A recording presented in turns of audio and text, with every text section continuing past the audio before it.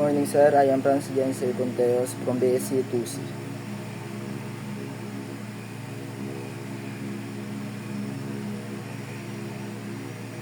Fingerprint is the special pattern, epidermis, the outermost layer of the skin, dermis, the innermost layer of the skin. William Herschel, the father of chiroscopy. Edmond Locard, the father of poroscopy. John Dillinger, public enemy number 1. Robert James Pitts, man without fingerprint.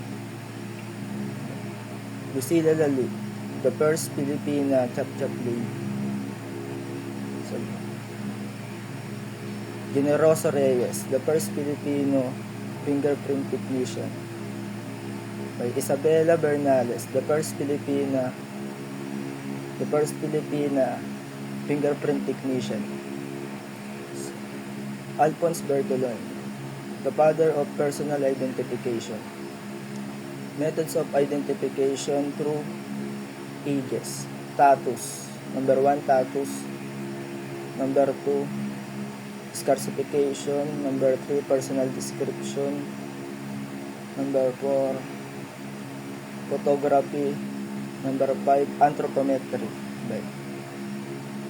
9 fingerprint patterns. Plain art, tinted art,